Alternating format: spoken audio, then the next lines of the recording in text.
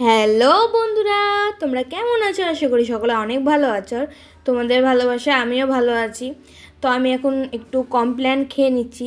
Doctor আমাকে যেহেতু খেতে বলেছে কমপ্ল্যানটা, আর কালকে ব্লগে তোমাদের বলেছিলাম আমি ডাক্তার দেখাতে গেছিলাম, তো ডাক্তার আমাকে কিছু কিছু খাবার খেতে বলেছে, তো সেগুলোই কিনে নিয়েছে। দেখো একটা কমপ্ল্যান নিয়েছি, তার সাথে না আমি একটা টিফিন বক্সও ফ্রি পেয়েছি। এখানে না শরীর খারাপ হলেও কেউ দেখার মতো নাই, কারণ এখানে আমি একদমই একা। আর বাড়িতে শরীর খারাপ হলে শ্বশুর বাড়িতে যদি কেউ না থাকতো মায়ের বাড়ি যেতাম, আর মায়ের বাড়িতে কেউ না থাকলে শ্বশুর বাড়ি থাকতাম।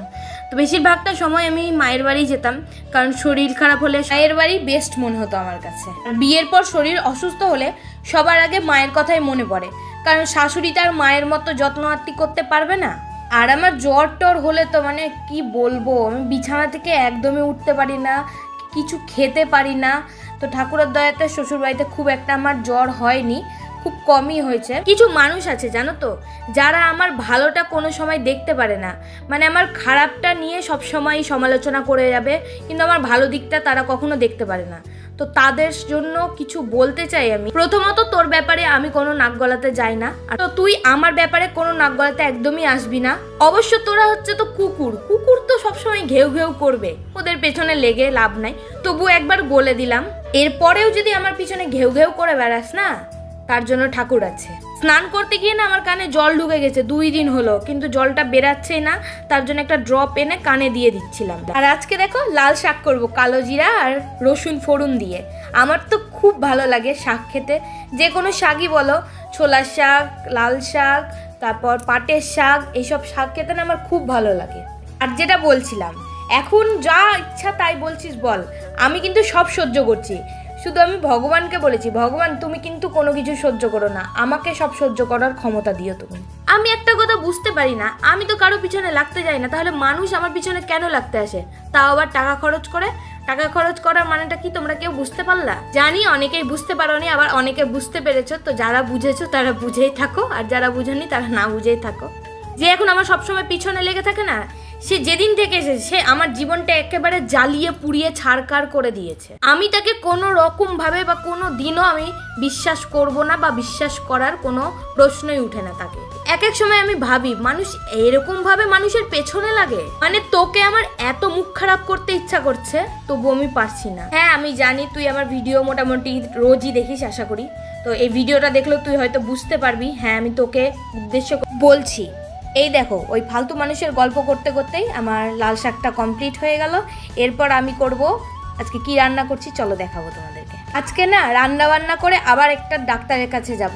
এর আগের দিন তো আমি ভিজিট দিয়ে ডাক্তার দেখিয়ে এসেছি, এর আগের দিনের ব্লগটা না আমি 2-1 দিন পরে তোমাদের দিয়ে দিব। তো ভিজিট দিয়ে দেখিয়ে এসেছি, আর এটা যাব হাসপাতালে। তো এখানে টাকা দিয়ে টিকিট কেটে এসেছি সকালবেলাতেই। এখানে কি একটু ভিজিটটা কম নেয়, এটাই মাত্র 80 টাকা নিয়েছে ভিজিট। আর টেস্টের কথাটা তো আগে যাই হসপিটালে, তারপর দেখছি কত কি নিবে। তো এই দেখো এখানে আমি মশলা করে নিচ্ছি, চামচ আর এঠো করলাম না, হাত দিয়েই মশলাটা করে নিলাম। সব কুড়ে কুড়ে মশলা করেছি, মশলাতে আমি বাটিনি কিছুই। তো এখন মাংসটা ভালো করে আমি মাখিয়ে নিচ্ছি। এবার আমার এত প্রেশারটা লো হয়ে গেল কি করে আমি নিজেও বুঝতে পারছি না। এর আগের বার তো আমি সজনা প্রচুর পরিমাণে খেয়েছিলাম, তার জন্য আমার প্রেশার লো হয়ে গেছিলো। এর আগের বছর আমার এরকম সময়ে খুব শরীরটা খারাপ হয়েছিল জানো তো, আর এবছরের সেম টাইমে আবার শরীরটা খারাপ শুরু হয়ে গেল। সজনা খেতে আমার এতই ভালো লাগে, আমি দিনে রাতে দুপুরে যখনই সজনা পাই না কেন আমি খেয়ে নিই। কিন্তু এখানে আসার পর সজনাটা সেভাবে খাওয়া হয়নি।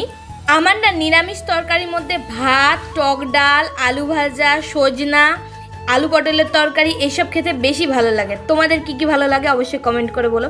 সয়াবিন আমার অত ভালো লাগে না, আমার শাক সবজি খেতে বেশি ভালো লাগে। কিন্তু আমার উল্টোটা একেবারে আমার বর, ও একেবারে শাক সবজি খেতে পছন্দ করে না, ওই শুধু মাছ মাংস ডিম সয়াবিন, ব্যাস এটুকুটাই, আর ওর কোনো কিছু ভালো লাগে না। তো আমি এই যে ডাবটা নিয়ে এসেছি, তো এটা খেয়ে নিচ্ছি। ডাবটা জানো তো এখানে রেখেছিলাম, পড়ে গিয়েছে, তোমরা হয়তো বুঝতে পারছো না ক্যামেরাতে, কিন্তু অনেকটাই পড়ে গেছে ডাবের জলটা। তো ওই ডাবটা এখন খেয়ে নিচ্ছে। বাইরে রোদ দেখো, খুব রোদ বাইরে। আর রান্নাবান্না আমার কমপ্লিট হয়ে গেছে, আর খেতে বসে গেছি। দেখেই আমার খুব লোভ লাগছে, লাল শাক দিয়ে ভাত, তার মধ্যে না আমি একটু আবার লেবু চিপে নিয়েছিলাম, তো খেতে আরও বেশি ভালো লাগছে। আজকে জানো তো কি হয়েছে, মাংসটা আমি মানে ভাবলাম কষা কষা করবো, তার জন্য আমি হালকা জল দিয়ে ঢেকে দিয়েছি সেদ্ধ হওয়ার জন্য। আর এদিকে এসে আমি ওই কি একটা ভিডিও করছিলাম না, ভিডিও দেখছিলাম, তো দেখতে দেখতে দেখছি পুরা গন্ধ বেরাচ্ছে, গিয়ে দেখি পুরো তলে একেবারে লেগে গেছে। কিন্তু মাংসটা দেখতে দেখো কতটা ভালো হয়েছে, তাই না? মনে হচ্ছে না যে পুড়ে গেছে। মাংসটা দেখতে যতটা লোভনীয়, খেতে অতটা ভালো না। আর রাত্রেবেলা একটু ভালো লাগছিলো, কারণ রাত্রেবেলা ঠান্ডা হয়ে গেছিলো, যেহেতু গন্ধটা মোটামুটি চলে গেছিলো, তবুও গন্ধ ছিলই। আমি এত সুন্দর করে আজকে দই টই দিয়ে মাংসটা করলাম, ভাবলাম কোথায় ভালো হবে, কিন্তু না, মাংসটা খেতে একদমই ভালো হয়নি। তাও কি করব, এত টাকা দিয়ে মাংস কিনে আনা হয়েছে, নষ্ট তো একদমই করা যাবে না। কোনো রকমে আমি খেয়ে নিলাম মাংসটা। আর আজকে না ওই একটা লেগ পিসই নিয়েছি, আর অন্য কোনো মাংস নিইনি, কিন্তু আজকে মাংসটা পুরোটাই শেষ করতে হবে। কালকে হচ্ছে শুক্রবার, তো মাংস টাংস কিছুই রাখা যাবে না। দুপুরে না খাওয়া দাওয়ার পর আর ঘুমাইনি, তো স্নান করেছি, খুব গরম, দেখো ভিজা চুল আছে। আর এখন যাব হাসপাতালে দেখাতে, তো চলো এখন যাওয়া যাক, অনেকটা লেট হয়ে গেছে। হাসপাতালে আমি এখন চলে এসেছি, তো অনেকজনাই আছে, ভিড়ও আছে, কিন্তু ডাক্তারটা না এখনো আসেনি। অনেকক্ষণ বসে থাকার পর ডাক্তার চলে এসেছে, আর আমার 3 নম্বরে নাম ছিল, আমাকে এই যে টিকিটটা দিয়ে দিয়েছে। কিন্তু জানো তো এখানকার ডাক্তার না সেভাবে দেখলো না, ওই বলে না হাসপাতাল হাসপাতাল, ঠিক মতো কোনো চেক আপ করলো না, কোনো কিছু না, শুধু জিজ্ঞেস করলো, ব্যাস এটুকুটাই। তো আমি এখন ডাক্তার দেখিয়ে বেরিয়ে গেছি, আর একটা নিয়েছি দই বড়া। তো দই বড়া খেতে আমার খুব ভালো লাগে, বিশেষ করে এই দোকানের দই বড়াটা। দেখো দই বড়াটা দেখেই কত সুন্দর লোভনীয় লাগছে, তাই না? তো আমি এখন দই বড়াটা খেয়ে নিচ্ছি, এরপরে কিছু বাজার করব। কিছু বলতে খুব একটা না, এই গরমে না আমাদের ঘরে একটা পাখাও নাই, আর লাইন চলে গেলে এত গরম লাগে, মানে কোনো গেঞ্জি বা কোনো নাইটি টাইটি দিয়ে হাওয়া করি, তাই জন্য একটা পাখা নিয়ে নিচ্ছি। তো পাখাটার দাম বলছে 25 টাকা। পাখাটা তো একেবারে প্যাটা, মানে ভারী না, একবারে পাতলা, তো 25 টাকায় নিল, একটুও কম নিল না।